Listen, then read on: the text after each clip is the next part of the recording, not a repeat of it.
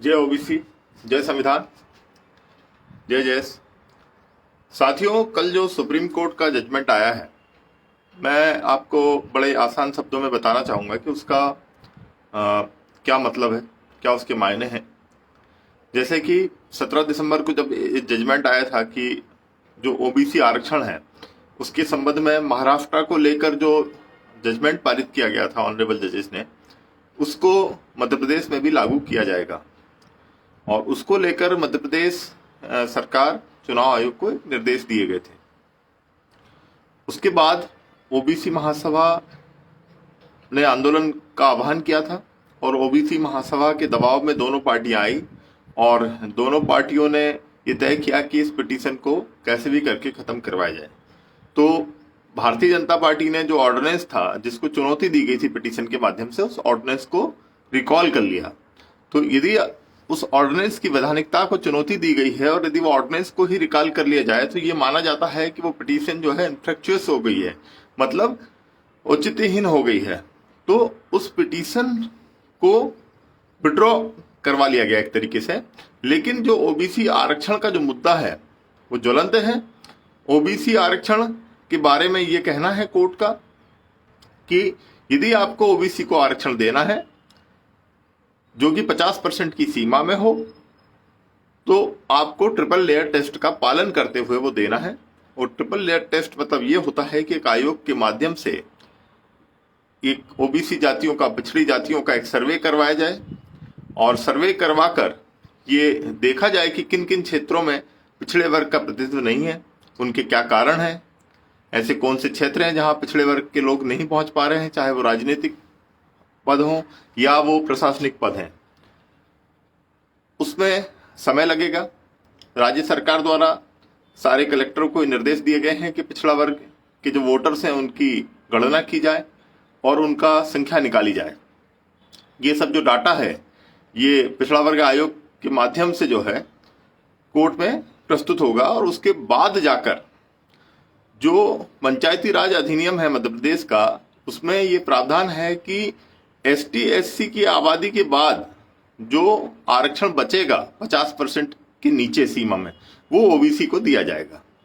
तो ये तो एक तरीके से ओबीसी को खुरचन देना है। ओबीसी कोई झूठन का मोहताज नहीं है कि एसटी एससी को आरक्षण देने के बाद, आबादी के अनुपात में आरक्षण देने के बाद जो बचा, थोड़ा सा बचा खुचा, वो आप ओबीसी को दे दो। मध्य प्रदेश में ओबीसी की आबादी 52% है और राज्य सरकारों को जल्द से जल्द इस बात का निराकरण निकालना होगा, सॉल्यूशन निकालना होगा कि किस तरीके से ओबीसी को उनके संवैधानिक अधिकार जो 27% आरक्षण है वो सुनिश्चित किया जाए। उसका एकमात्र तरीका है कि जो पंचायती राज अधिनियम जो है उसमें संशोधन किया जाए और संशोधन करके जिस तरीके से एसटी एससी को आबादी के अनुपात में आरक्षण दिया गया है उसी तरीके से आबादी के अनुपात में ओबीसी को भी आरक्षण दिया जाए। पहले तो आप अधिनियम में संशोधन करिए। संशोधन करने के बाद कोई लोग इसको हाईकोर्ट में चुनौती नहीं दें, क्योंकि जब हाईकोर्ट में इसको चुनौती दी जाएगी इस अधिनियम को, तो इंदिरा साहनी का जो 9 जजों का जजमेंट है और जो दूसरे जजमेंट है उसके कारण 50% की सीमा के ऊपर आप आरक्षण नहीं ले जा सकते हैं।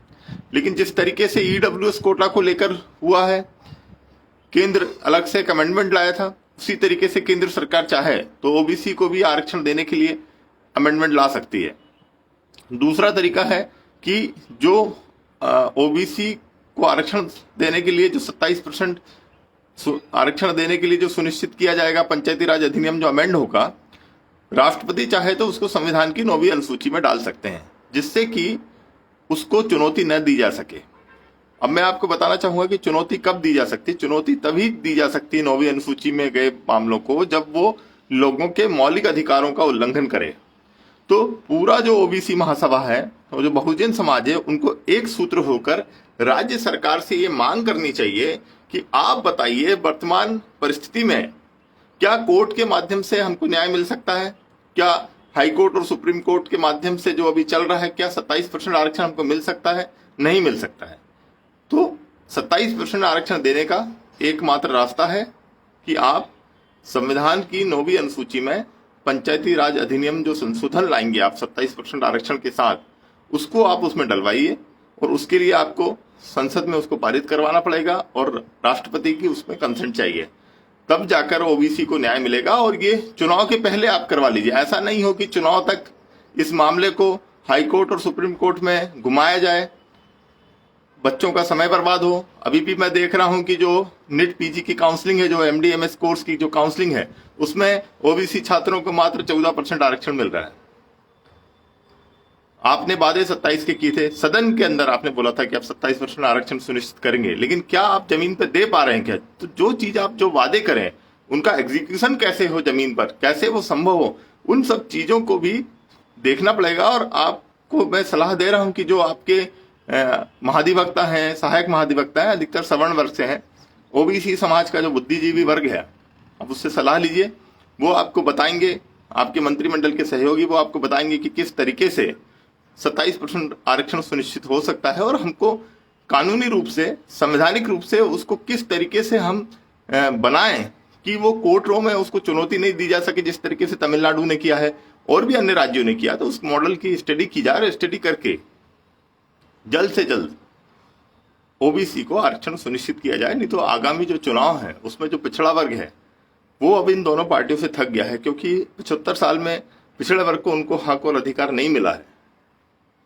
तो यदि कोई भी पार्टी, जो भी पार्टी हो, यदि वो ओबीसी को आरक्षण नहीं दिलवा पाएगी तो वो ओबीसी के वोट का अधिकार नहीं रखेगी, पिछड़े वर्ग उसको वोट नहीं करेगा।